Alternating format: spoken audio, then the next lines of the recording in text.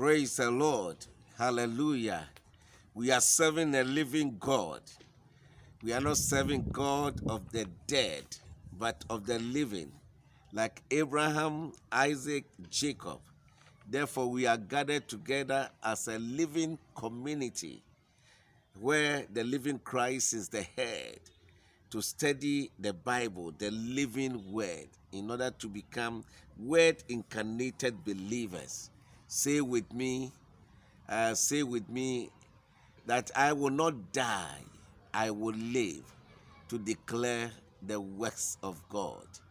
I will not die, you will not die, your family will not die, your loved ones will not die, but they will declare the works of God. Today I'm sharing with you a message, or I'm leading you into a Bible study which I call it Him Possible. Him Possible. It simply means that with Him all things are possible. And want to look at one of the characters in the Bible who were able to make things possible in their leadership role they played. And the text is taken from Nehemiah chapter 1. And I want to read verse 4 downwards. As soon as I heard these things, I sat down and wept and mourned for days. And I continued fasting and praying before the God of heaven. And I said, O Lord God of heaven, the great and awesome God. Now I want to take something from here. When you sum this verse up, there is one word that can represent this verse, and the word is passion. The word is love. Nehemiah loved his nation, Jerusalem. So when he heard about the how the wall has been broken, how the gates have been burned, how the people of God are in great trouble and shame, the Bible says that when he heard it, the message entered into him and he became more passionate for his nation. The love for his nation was made manifest. And as a leader, when you are leading a group, what you need is a passion, just as I have shared with you on Tuesday. Passion is very important. Somebody has said that God, who is possessed with passion, is looking for a passionate person so that he can use the person to accomplish his purpose. Now Nehemiah, because he was so passionate, fall into God's purpose. So if you are a leader of any department, please be more passionate. Yes, Sunday school teacher, be more passionate. A deacon, be more passionate. A pastor, be more passionate. If you have great passion, this will be your motivation factor to move you every day so that you will carry out the work unabated, or you will not discontinue the work. Now, the next thing I saw in Nehemiah's leadership was that the passion moved him into prayer. Moved him in prayer. You see, when you don't have passion, you care less about prayer. But if you have passion, you have love for God, love for the people of God, love for the work He has entrusted into your hands, the leadership role. In fact, it will move you into prayer. It will lead you into prayer. Therefore, brethren, I want to encourage you. Nehemiah became a man of prayer, according to study. Nehemiah prayed 7 times. Prayed 7 times in the book of Nehemiah. 7 times. This tells you that he was a man of prayer, and a man of prayer will always come out victoriously. A man of prayer will always accomplish whatever God wants him to accomplish.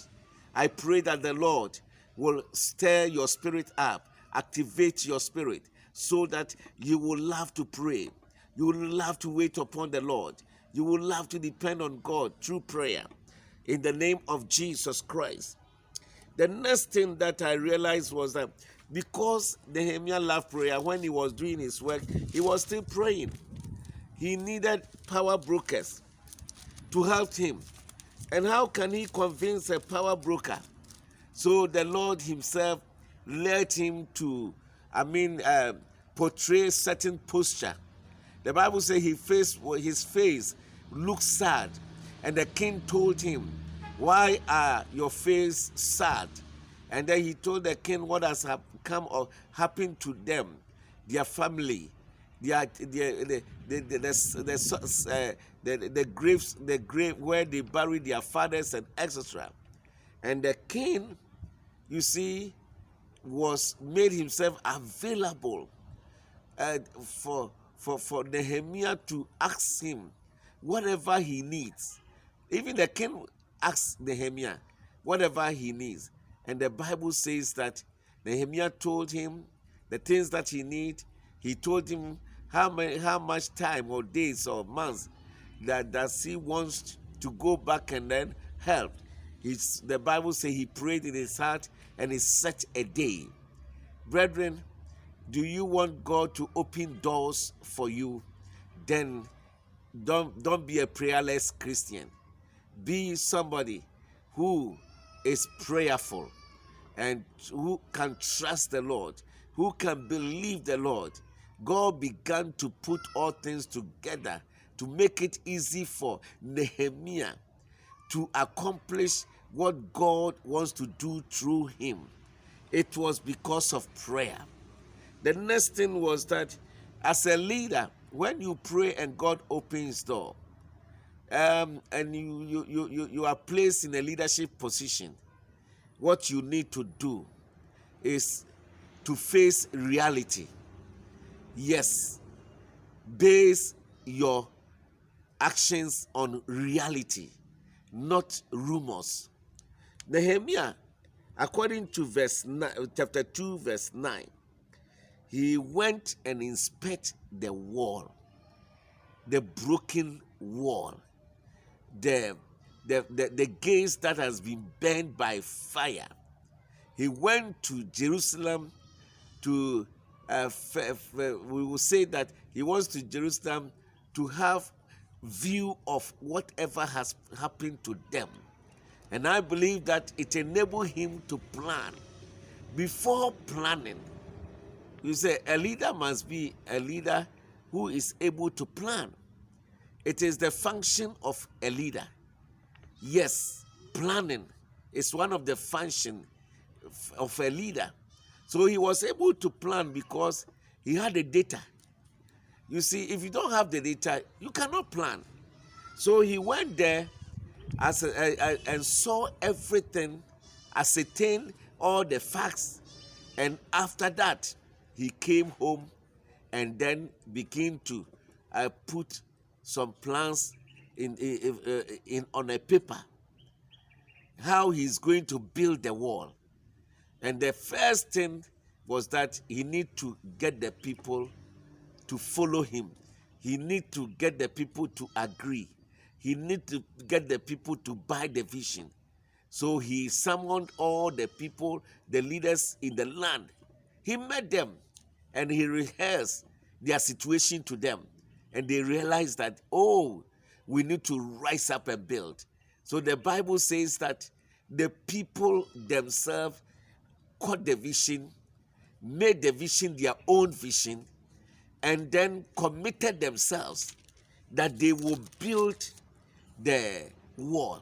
Please, anytime you're a leader, you want to do something, let people see the need, the importance.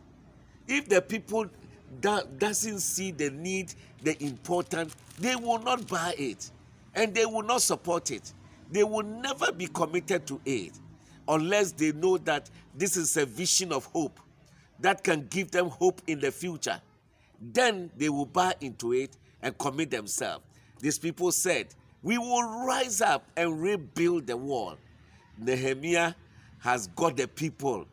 Now he outlined how he's going to build the wall to the people. And according to chapter 3, that is where the rebuilding of the wall took place. He broke, in his planning, he broke the whole building into a manageable units. You see, you are going to do something, it's very big, huge. How can you manage it? Now you need a management skills in order for you to be able to reach your goal. So Nehemiah had a management skills. He divided the work into manageable units, and then he gave responsibility to the families, and everybody has something to do in order to contribute to the overall building of the wall. Hallelujah. My Bible tells me that Nehemiah divided the work, and the family heads, all of them knew what is expected of them. Hallelujah. He made them responsible. Please, as a leader, work with a team. You must be a team leader. You must be the head of the team. You must tell them what you expect from them and exactly what you want them to do. And if they understand, they will do it. They began the wall because it was divided among the families of the people, the Jews. And by the grace of God, although they had internal enemies, problems, and they also had what we call external enemies. The Tobias and Sanballat and others, Gershon and others, they did whatever they wanted to do because Nehemiah put in place a strategy, defense mechanism. He was able to frustrate all their plans. Sometimes he will pray, that will be his defense mechanism. Sometimes he will ask people to stand at strategic points. That is how the mechanism he devised in order to frustrate the enemies. Yes, if you plan and you are able to see the unforeseen and you prepare for emergencies, you prepare, you'll be able to frustrate the plans of the enemy. Yes, in this New Testament era, the leaders, we are more than conquerors. Leaders, through Christ we triumph. Leaders, we are capable of accomplishing something great for the Lord. But please, there will be opposition here and there. We shouldn't allow them to deter us, but let us determine that God, with God's help, will be able to do it because the hand of God is upon us. The Bible says that they defy all the enemies, their plans, their strategies were frustrated, and within 52 days, they were able to build the wall to the glory of God. Brethren, if you don't plan, you will plan to fail. If you don't plan, you will plan to fail. Therefore, be a woman of planning. Even in the home, plan. Even about your children, plan. God has a plan for your children. Even about your work, plan.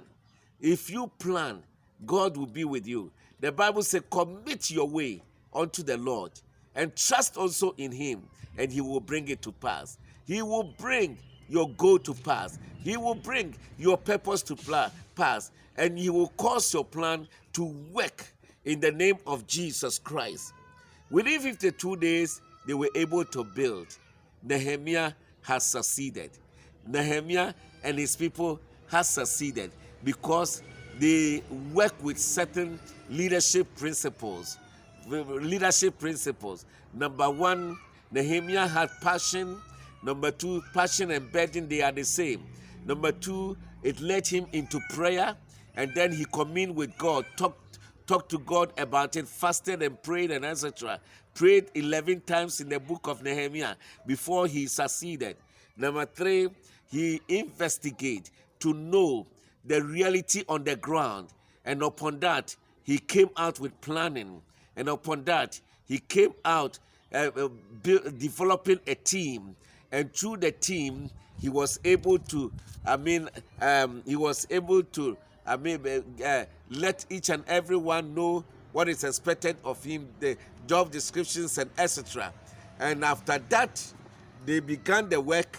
There was opposition, internal discouragement, discrimination, but he overcame it. And then external forces, as Tobias, Sambalak, and Gershon and others, they defeated them.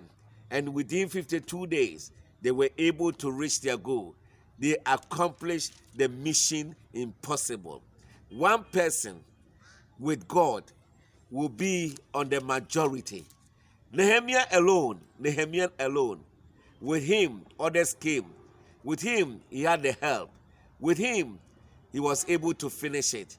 You alone with God can accomplish great things. Glad Tidings Assemblies of God. Yes, we want to accomplish great things. One of the great things is to put up this 5,000 capacity church building. You ask me, how can we do it? Yes, our God can help us and will help us, and we will complete this building. If we all put our hands on it, we'll be able to do it. God bless you, and I believe that this message also will bring about a change in attitude and everything, and you will be able to accomplish God's purpose in Jesus' name. Amen.